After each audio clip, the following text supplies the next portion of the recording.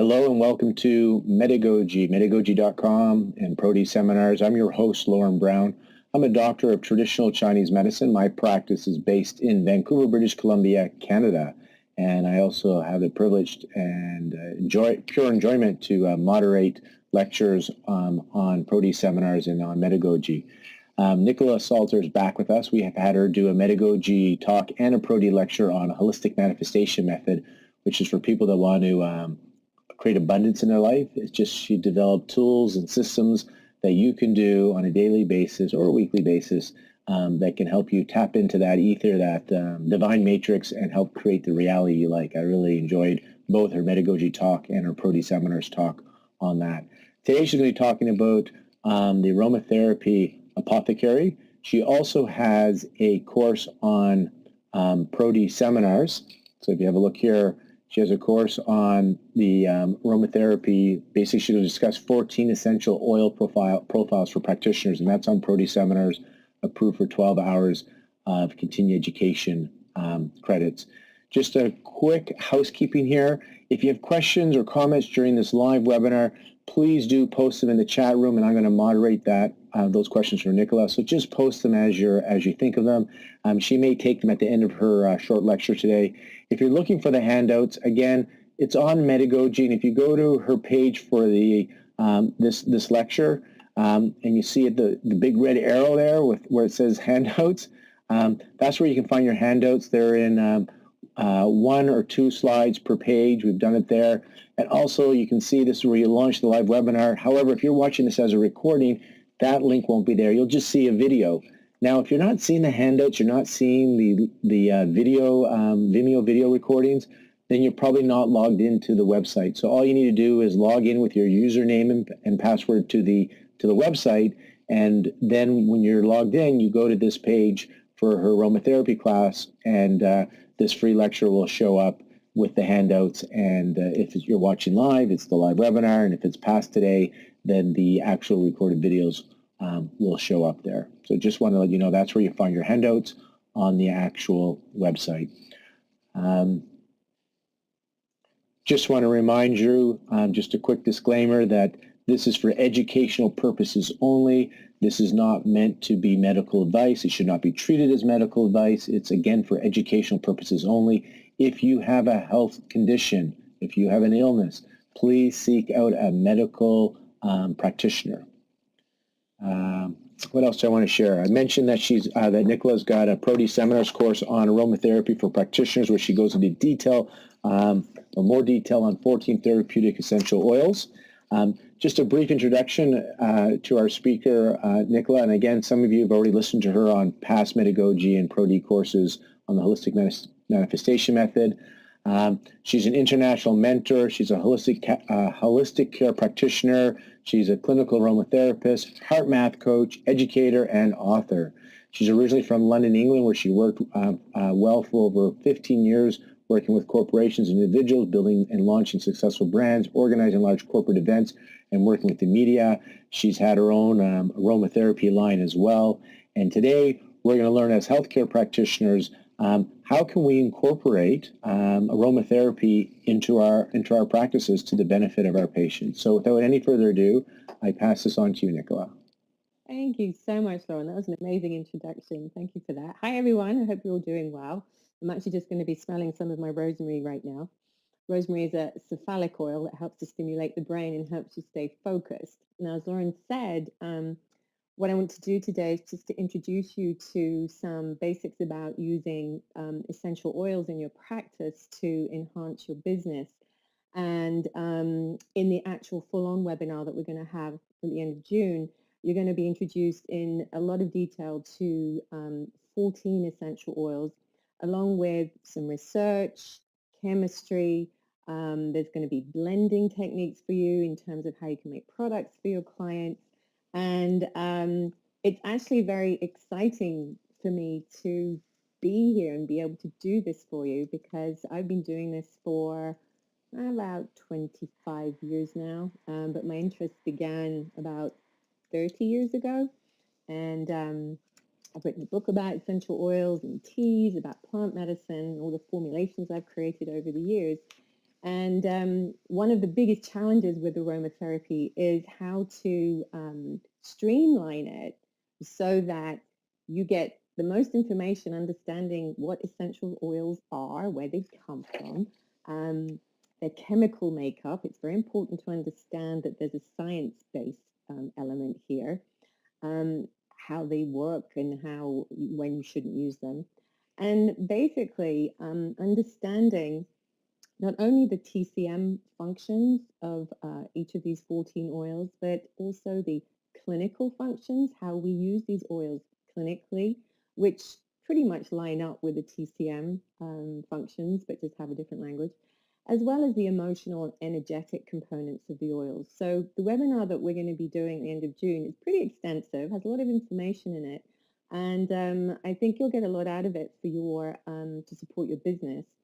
And in addition, since I'm not an acupuncturist, I'm going to have an acupuncturist on board with me, Dr. Dia Vickery, who will be there the whole webinar and also answering questions with me. So any questions that you have regarding needling techniques, patterns, and all that kind of thing will be covered in that webinar.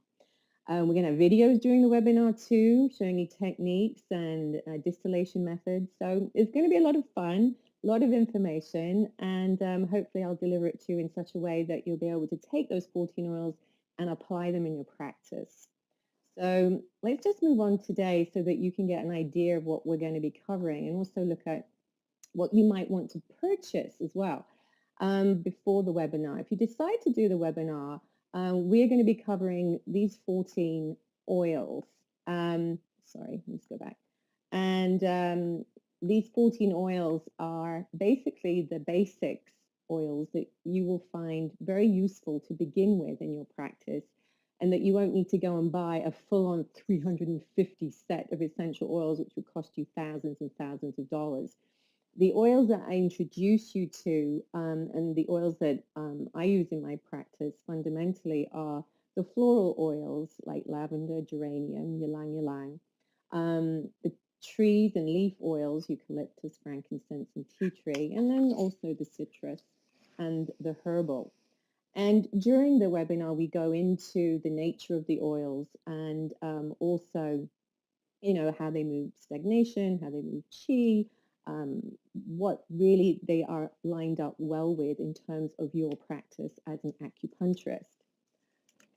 Now, let me just move through here. Okay. So basically, just quickly here, it's important that you understand what aromatherapy is. And unfortunately, it's been given the wrong name, really. It was Gattefossé in France who determined, Monsieur Gattefossé, I should say, who was a scientist, who determined that aromatherapy would be given its name aromatherapy, and it determines that it's therapy through smell. Well, it's a lot more than that. In fact, aromatherapy is actually the science. It's based on amazing chemicals that are in the oils, and there's sometimes up to 200 to 300 different constituents in an oil that are naturally occurring, to the art, which is actually blending and making an essential oil blend, and then the application of the oil or oils that you choose as an acupuncturist in terms of the treatment that you're going to give. And I show you during the webinar how to go about that, the steps to take.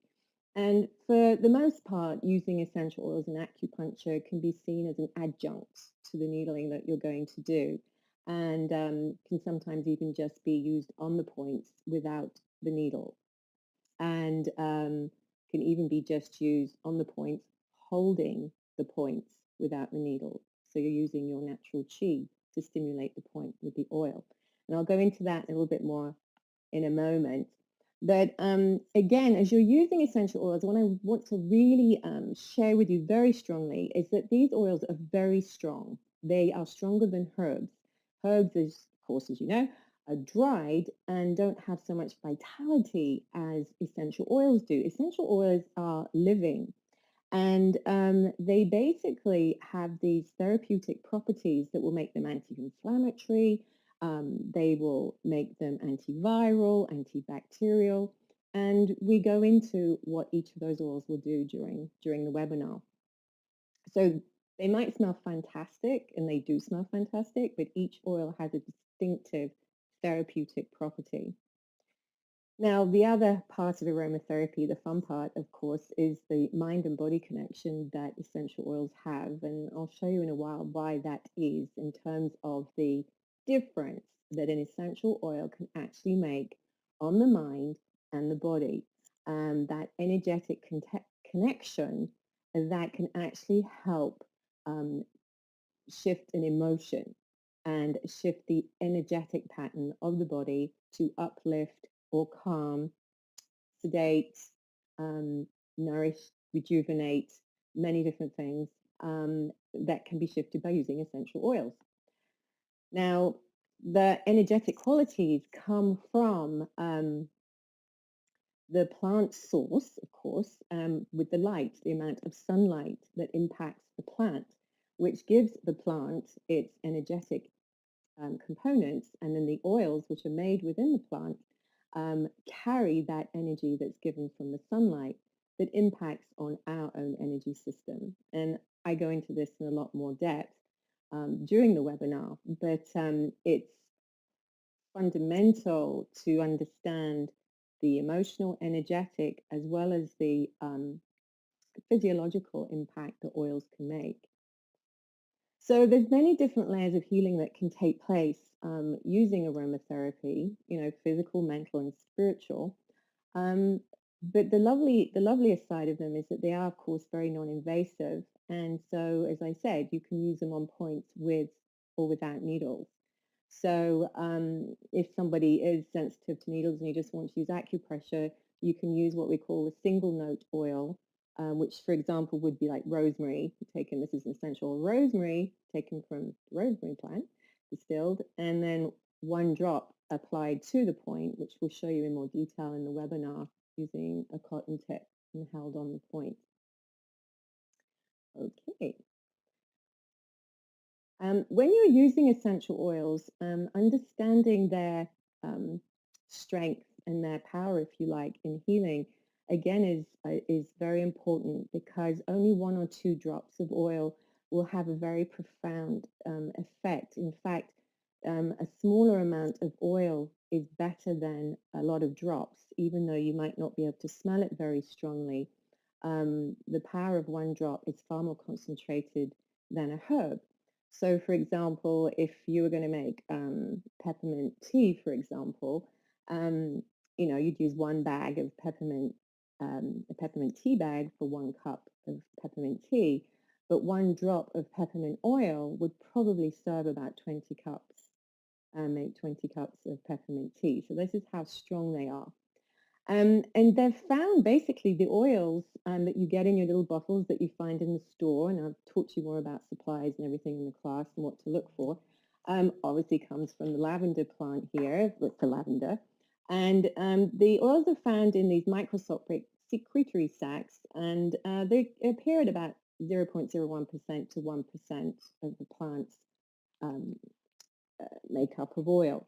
And we, of course, take the oil through a distillation process from the plant, thousands of tons of plant material, to produce tiny quantities of potent oils.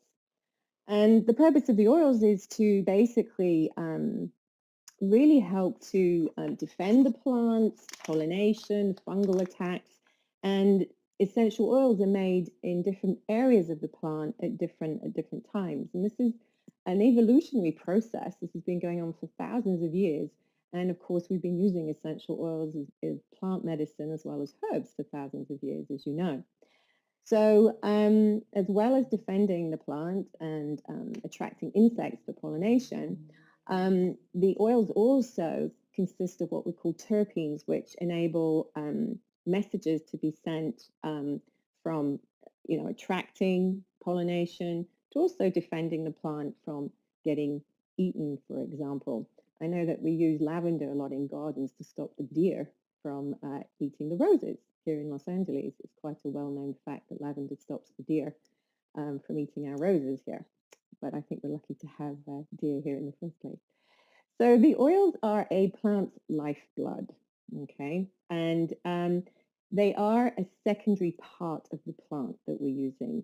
Obviously, the primary plant is the lignin, the leaves and the stalks and the stems. So it's amazing to think that it's just a few thousand tons of plant material make very small quantities of oil. And that's what makes them a little expensive in the store. So again, what I like to share with you during the webinar is how to get these oils wholesale. And as an acupuncturist, obviously, you've more than likely got a wholesale license, and it's better to buy them in bulk once you've started to play and experiment with them. Now, how I got into essential oils is too much of a long story really to share today, but I would emphasize to you that there's so much research and learning and knowledge and all this amazing science that comes with oils these days. I mean, it is a form of chemistry in of itself. But the most important way of learning oils is to get to know their personality, get to know their characteristics. So the only way to really learn the oils is to use them, but to use them on yourself first. So you get to really understand how you feel emotionally when you use the oil, how you get to feel. Let's say, for example, with sinuses. Um, again, Los Angeles is well known for its sinus causing sinus congestion for many of us. And peppermint's a great drainer to cool heat. It's anti-inflammatory. It's great for migraines and headaches, but it also helps to drain the sinuses, drain the mucus, and also reduce inflammation. So a lot of my clients are using peppermint in a diluted form through vaporization, through a spray, um, rubbing it on the temples. And these are some of the things that I will show you in the webinar so you can actually practically apply it, not just during the treatment, but as an add-on and what your clients and patients can take away with them. And also just further enhance their treatment so that they're going to come back to you for more. And as they start to use essential oils more, you're going to notice a very subtle shift in their well-being physiologically, but also emotionally. Um, Essential oils have this wonderful way of making an impact on the psyche and helping us to become more positive. And I'll show you why that is in a minute. All right, so just a quickie here on research in the Journal of Phytotherapy. They found that a study was done on 22 postmenopausal women in their 50s, and a lot of them had depression during this with this group. But at the end of the trial that they ran, they did find that there had been quite a significant effect on lowering cortisol in these women just by smelling the oil of clary sage. And that also their thyroid hormone levels had improved. And during the webinar, I'm going to throw in little snippets of research, which will help you support you when you're using essential oils with your patients so that you can kind of refer to some of this research if someone seems a little bit unsure or not quite sure if it's for them. And the great thing about clary sage too, I mean, it's one that we use a lot for menopause and for hot flashes. And it's a hugely creative oil as well on an energetic level. It helps open up our insight, helps us to become a little bit more far-seeing, intuitive in that respect. But just on a clinical level with clary sage, if you're interested in bringing it into your practice, on your handout, you'll see some points there that hopefully you can get to use in your practice, that it is anti-infectious.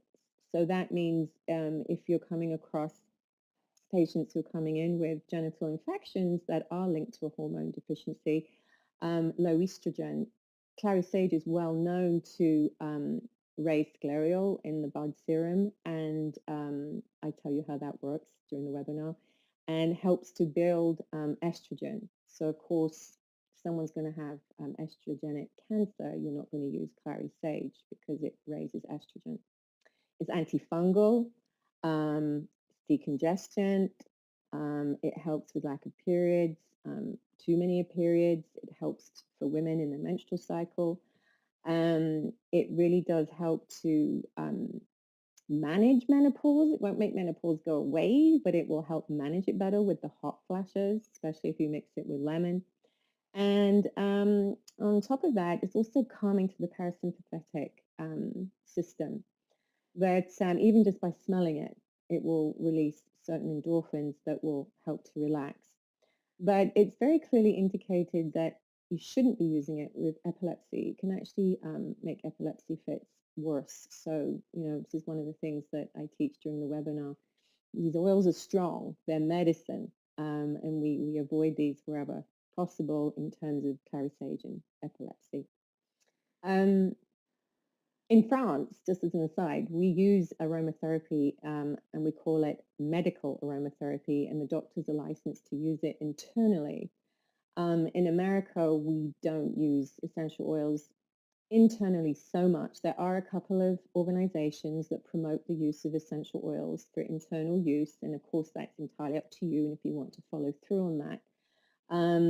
But in England, we tend not to do that unless somebody is trained as a medical doctor, because the oils can burn if you dilute them incorrectly, the digestive system and the stomach. So just know that in France, we use them in pessaries too for a better way of absorption into the system. So there's just a couple of snippets there in terms of how we're using essential oils around the world. Just moving on through here, hopefully I'm not galloping too much, but I do have quite a lot I do want to share with you because I'm excited about this, and I want to give you as much as we can, so at least you can go away and think about this before you come on the webinar. For TCM, clary sage is indicated according to Dr. Peter Holmes and Jeffrey Ewan, whose work I have studied extensively, and colleagues I work with also have done too.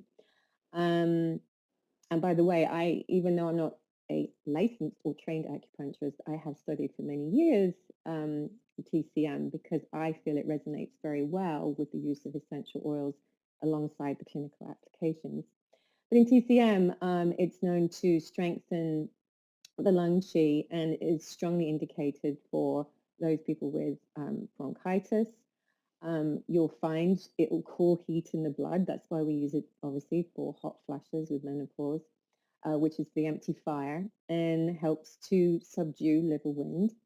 It's wonderful for deficient liver, yin, and it's very good when you smell it for panic attacks. There's a part of the brain that reacts to the smell, and what happens, certain neurochemicals are released, and it helps to relieve panic attacks. And I've actually used it myself for panic attacks. I had them when I was driving a few years ago, and I started using clary sage in the car, and it was amazing, but just a small amount.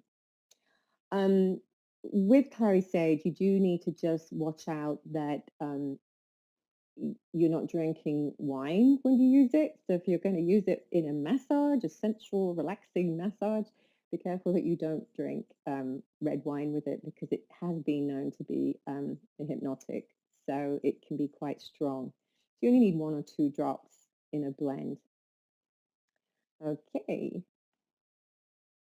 Now, aromatherapy is known to be a form of plant medicine, just like herbs are. And in the webinar, we go through, the key benefits and the chemistry and why that is. But at its best, I mean, just for today, so that you can take this home with you, the use of essential oils really, at its best, they really do work well to improve the immune system. They work great if there's respiratory issues or colds. They help balance our emotional well-being. They can support psychological imbalances, possibly. We don't always make huge claims around this, but research is showing that, for example, bergamot and sweet orange are strongly indicated for post-traumatic stress injury. We don't call it disease anymore. It's an injury that is fixable over time with the right training, and essential oils and the smell of sweet orange and bergamot have been known to support that. And I've been using that with the work I do use with my work with a nonprofit, Crusades 22, with our veterans there. And so that's been very, very impressive, actually. Essential oils with muscular aches and pains, arthritis, rheumatism, strains, sprains. Lavender is wonderful for bruises, for example, and strains. And rosemary is great for arthritic conditions, using it as a single note oil while you're needling, or using it for a massage blend that you make as a whole. And this clears the skin disorders. So if you're dealing with acne, for example, I know you'll be working on the hormonal level of this, but your clients could get to take away, for example, a blend of lavender in aloe vera to reduce redness of acne, and tea tree oil, which would be better mixed up in a jojoba or an aloe vera, but it can be used directly on the skin to dry up the acne. So both of those are really effective. And then we've got women's health issues, lack of menstrual cycle, too much menstrual cycle, obviously menopause. Fibrocystic breasts, for example, can be helped with lemon oil and lavender to help cool. It's anti-inflammatory. And also impacting our circulation. Ylang ylang is good for that, for balancing blood pressure, stimulating the lymphatic system, and also essential oils in our nervous system in terms of relaxing or invigorating. So as I said, this may actually bring about new experiences for the body through smell, through application, to help the person reconnect to positive memories as well. And this all happens because of the therapeutic effects that we find in the oils, which are, broken down into two groups, which are hydrocarbons and oxygenated compounds. And in the webinar, I go through that list in a bit more detail to show you why an oil is anti-inflammatory, okay? Why an oil is antiviral. And as you grow with the use of essential oils in your practice, you'll start to understand why it's important to understand where an oil is harvested, for example, because different countries produce different varieties of plant and oil which contain different therapeutic compounds in them.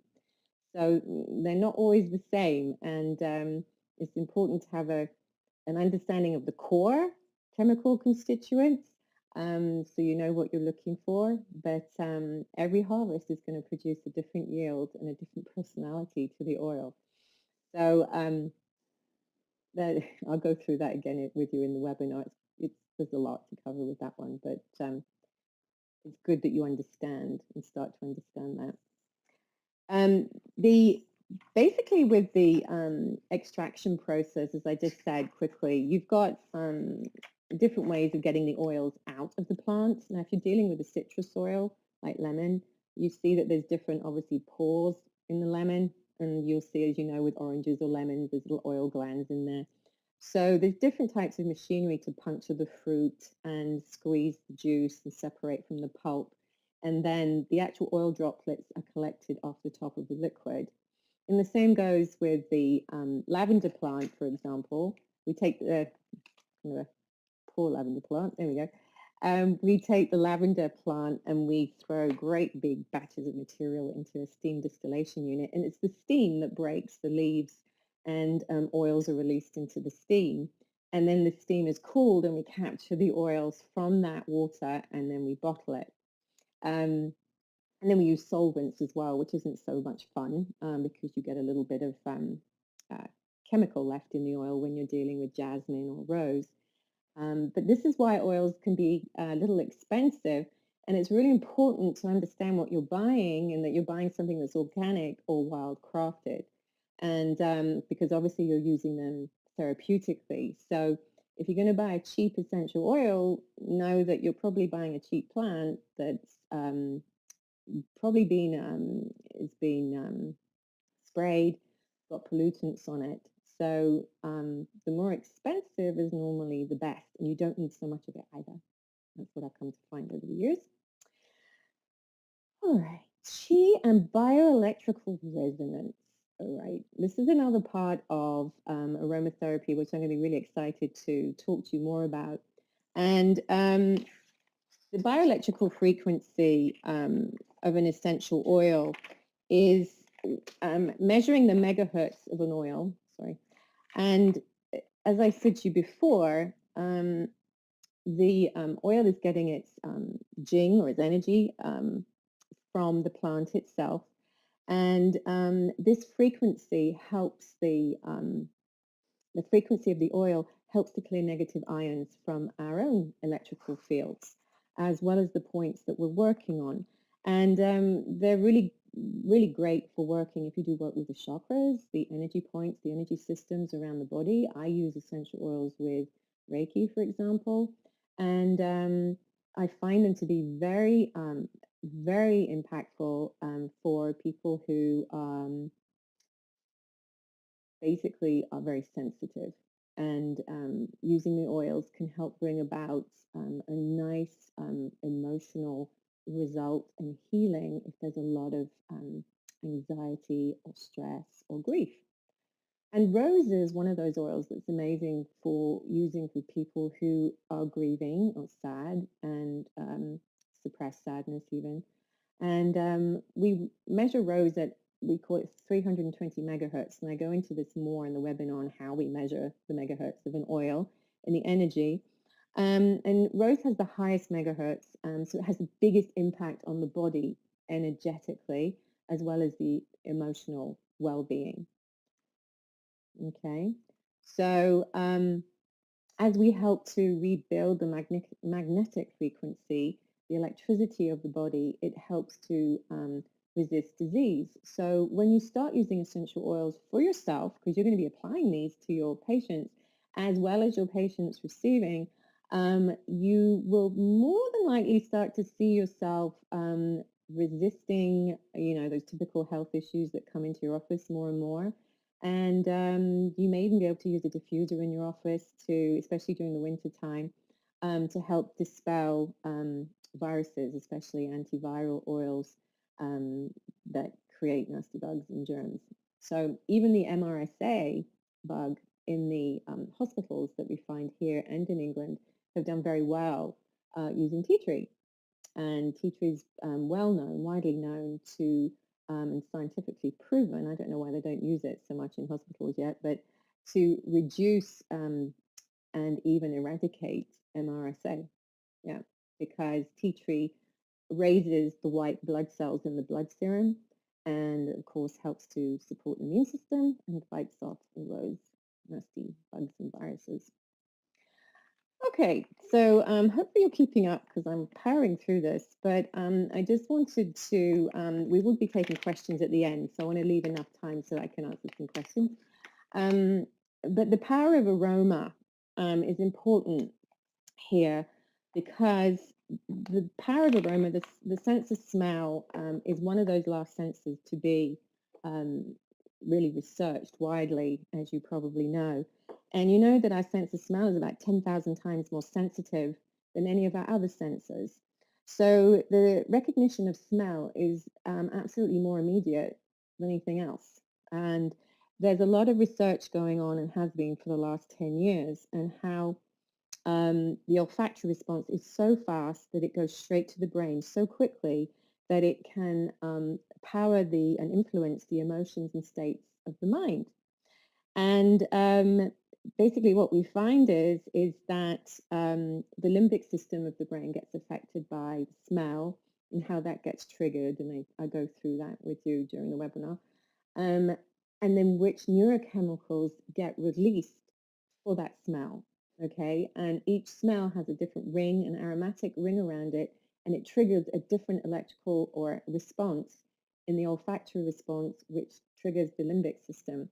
So that's where all our emotions are held: depression, sadness, grief, joy, all of those things. And the oil will create a shift in how we feel because the smell is impacting actually the back of the brain down here in the limbic system.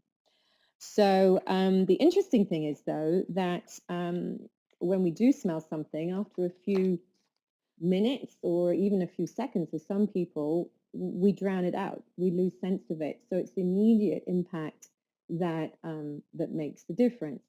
And oftentimes we can not we don't just have to smell the oil from the bottle, but whilst you're working with your needles, you can create sprays, which I'll show you how to do, which is fun. You can create certain blends for certain clients' needs or patients' needs when they come in. But you could have an uplifting blend, or you could have a quiet blend, a sedating blend, an invigorating blend from some of the oils that I'm going to show you. So and all it is oil and water in the spray bottle, but it's knowing the number of drops, and you just spray it around the office. And then the great thing is the smell dissipates quite quickly, so it's not left hanging. It's just a nice feeling of freshness. So the power of aroma is obviously very important in aromatherapy, and I like some of the research that's been coming out, and this is the Wesleyan University, who used lavender at the Wheeling Jesuit University and discovered that participants in the study performed cognitive tests more quickly when smelling jasmine, and that lavender improved sleep and improved sleep in men even more and even more so for women. Um, this is because lavender releases serotonin from the brain when we smell it.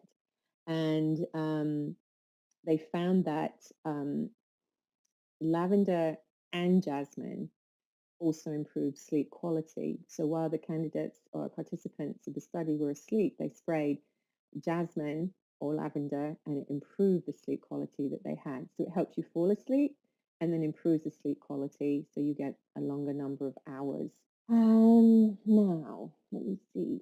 Application methods. So there's many different ways. Obviously, acupuncture is going to be one of those ways, which we will spend more time on. But with application methods, it's important to understand that for the most part, you're always going to dilute an essential oil. Okay. You can, depending on the oil, use an essential oil directly or neat on a point, an acupoint. But for the most part, because the oils are strong and depending on the treatment, the pattern you're going to use, we tend to dilute them. And we always dilute the oils when we're massaging. So, for example, if you choose to apply the oils to the feet first, you might want to do a foot massage, or you might just want to do, for example, a vetiver oil, which is taken from a root of a grass in India. And it's lovely. And they actually use the roots to make the roofs of their houses. It smells fantastic. Anyway, the root of vetiver is very good for grounding. So you can put that on the kidney 1 point, undiluted if you want. And then you could also massage it diluted on a larger area of skin. So you massage on a larger area of skin, and you can use it undiluted or diluted on the point, depending on the oil. And we'll get into that more around hygiene and how it's done. And there's a couple of videos we've got on that to help it so it's more clear for you. Now, of course, applications of oils can be many different things. It can be making the mister, massage oil. It can be using it in the bath as a compress, even using drops of oil on your toothbrush for, tooth decay or gum disease, as a gargle. There's many different ways which we'll go through, and I'll show you how to do the blending and the number of drops so that you can be very clear with your patients when you come to give them information on how they can use the oils at home. Now, it's important that you know when not to use oils, and here are just some of the reasons when we don't use oils. We've got no sunbathing. Now, sunbathing means you don't use bergamot, lemon, or citrus oils on your skin as a massage oil or as an acupuncture treatment, and then go out in the sun because they're photosensitive and they're going to burn you. Not during pregnancy. When I'm teaching a certain level of clinical aromatherapy at the outset, I say just don't use it during pregnancy. There are some instances where you can. You've got to know what you're doing. And just at this moment in time, it's safer if you don't use it during pregnancy. You can smell the oils, that's fine, and use it as a diffuser, but don't actually do any massage with them, especially not peppermint on the feet. Like a no-no. Keep away from children. Children are so inquisitive with oils. They just love to see what's in these little bottles and smell, and it's fun. If you are going to be with children and use oils, I'm going to show you as well how to blend for children at the webinar.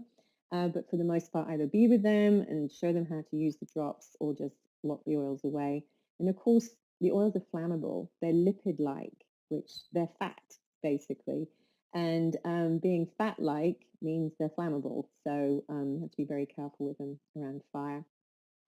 Don't use them for cancer patients. It's really important to understand that estrogenic cancer, for example, as I said, with curry sage or geranium, is a big no-no because those two oils can build more estrogen than the body, although they're also known to balance. So we're just very cautious with those.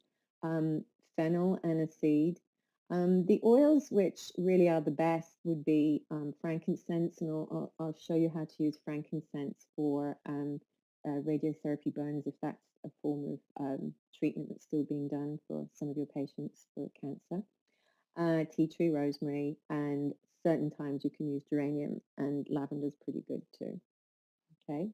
I used to work at St. John's Hospital in Santa Monica here, and I work with breast cancer survivors, and we had some great results with using aloe vera and frankincense for burns.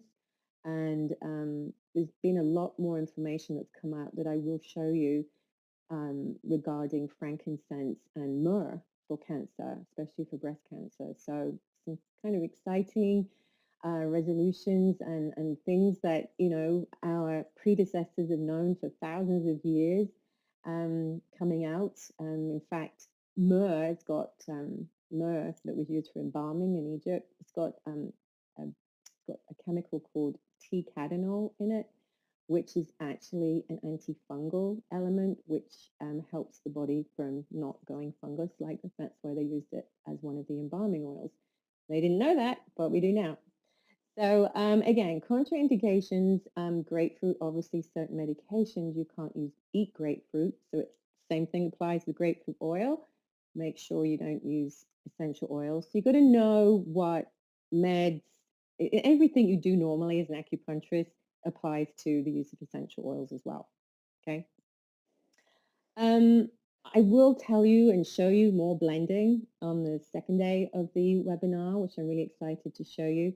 There'll be some videos. I'll do a little bit of live stuff here on the screen so you can watch, and maybe you want to blend as you go along and ask questions. But blending in of itself is an art, and it can take years. But luckily for you as an acupuncturist, you can use it directly on the point or make small amounts diluted, which we'll show you how to do. And you can either just use one oil that's indicated for the treatment that you choose, whether it's an emotional, physical, or spiritual treatment you're going to give, or you can actually blend 3 oils for emotional, physical, and spiritual once you get more confident with how you want to approach the treatment process. So normally we blend up to 3 oils for massage so it doesn't overwhelm the system. And I'm a big advocate for not overwhelming the system. I'm very much about less is best. They've done a ton of research about the physiological parameters that are improved when they tested rabbit tissue with essential oils, and they've used a tiny amount and watched a massive difference take place within the rabbit tissue rather than drowning it out with an essential oil. So remember, less is best. And making your own products too. It's a lot of fun. We'll talk about insurance around that as part of your acupuncturist insurance and how you can cover yourself with that. But they can continue their treatment at home after a session. And what's so great about that is they start using it, their friends and family will start to get more interested. And hopefully that will start to build more revenue for you as well in terms of essential oils you might carry, blends you might start making. All of this. This is quite a lovely extension to using essential oils in your practice. And of course, you'll get some great feedback, some amazing feedback too on what worked, what didn't work, I mean, it's a work in progress. And like I said in my book that I've got, Hot Water for Tea, I mean, I just used some of the remedies I had, but I've got I must have like over 500 at least over the years, at least, and all on card systems. But of course, everyone's so unique. You're always going to be blending for that person. That's why I always hesitate to buy too many pre-blended products because it's so nice to customize for your clients. All right, so knowing what to look for, so I zoom through here very quickly. In the class, the webinar, you will have each profile, you're going to have the um, TCM, emotional and clinical benefits of an oil, but you're also going to have and learn the key actions. You're going to learn the Latin name. The Latin name is very important. It's the plant genus, where it comes from and the part of the plant. You're going to know the plant origin, whether it's a root or a grass or a flower head. The region is important. French lavender is going to be very different to English lavender. And why is that? Because constituents are going to be different and have different, a different therapeutic value. Botanical description of what the plant looks like. The nature of the oil, whether it's cool, whether it's metal, whether it's wood. Chemical constituents, which are typical, and then when not to use them. Now, of course, that is, there you go, that's also going to differ for every oil, but it will give you an overview to have when you're looking out to buy the oil and to use the oil. I've got sweet orange in here. I don't know how this one snuck in, but since it's here very quickly, you've got this now as a handout. Sweet orange is just so lovely for using with children. It's wonderful for clearing hot, damp conditions, which is always a tricky one, I know. It promotes bile, so if there's gallbladder issues. It can be a mild diuretic, but it's a wonderful stimulant of the spleen, and it's wonderful for children because it's so gentle. And it just smooths the flow of stagnant qi. It's more of a gentle oil. I mean, lemon and grapefruit really smooth the flow of qi a little bit quicker. So this is more of a slower process, but it's a beautiful, safe oil to use. And of course, smells fantastic. So I would suggest that if you're going to do this class, that you do look at the list of oils that I showed you at the beginning of these handouts and seriously consider going to purchase these oils. And then at least you've got something to go with as we're learning, and you can be smelling and you can be blending, and it's a lot of fun. Okay, how do we do here? Great timing. I love it. Thank you. So just to remind you, if there's any questions, we'll take that. We have a few acupuncturists here that have been playing a little bit with aromatherapy. In our practice, all we do with aromatherapy is we have a nice relaxing blend that has lavender, ylang-ylang geranium, and blue chamomile that aromatherapist made up for me, and we have that on the tissue. I'm wondering about, so question is, I'm wondering about patients who have chemical sensitivity. Is this contraindicated? This comes from an acupuncturist. Okay, thank you. Basically, it can be, and you've got to make sure that the oil is wildcrafted or organic. So just make sure if you're going to use rose, for example, that the rose also is steam distilled. So make sure that the extraction method doesn't use solvents. Great. And we do have patients that are sensitive, and even the aromatherapy for us, because we're not practicing aromatherapy, but some people just request not to have any of the scents. But if you're skilled like Nicola or some of you here, I'm sure you have a way to help people get over their chemical sensitivities with the aromatherapy. Right. For the most part, people say if they're allergic to fragrance, I've noticed, or chemical sensitivities, for the most part, essential oils are fine used in moderation. And of course, you would just do a skin patch test to start with, or get them to even smell it just to see what their reaction is. I'm allergic to bleach. I'm allergic to airplane fumes. I mean, it's really bad when I travel or when I use chemicals at home. I have paint sensitivities, everything. But I find I use tea tree, I use lemon, lavender very well, but I use them in a very mild dilution. You're going to find that you don't need such a strong blend. It's going to be very subtle, which I'll show you in the webinar. Right. And so, again, Nicola, thank you for, you guys are aware this is kind of like a teaser to give you a sense of aromatherapy for practitioners. At ProD, most people are functional medicine, Chinese medicine, and naturopathy.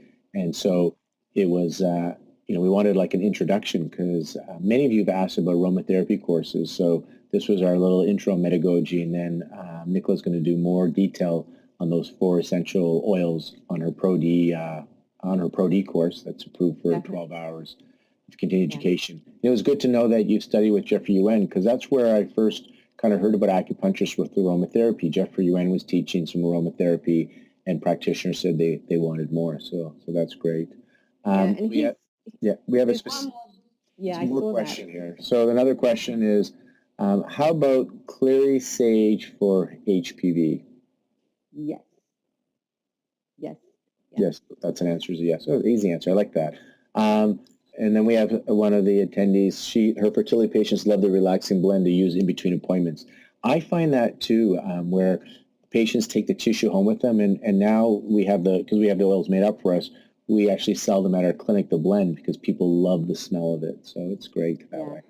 And it's a great thing to do because it brings them back to the practice in their mind. So if they're having fertility treatment or they're away from the office getting the treatment done, they have the tissue with them, it relaxes them too psychologically because they think they're in a relaxing environment as well as releasing those wonderful neurochemicals that they do. So again, I want to thank Nicola. I want to thank you guys for paying attention and your questions, and remind you that she has really another fun course on medagogy.com called the Holistic Manifestation Method. And then on ProD, she has a more comprehensive course on the Holistic Manifestation Method, as well as her aromatherapy course for practitioners.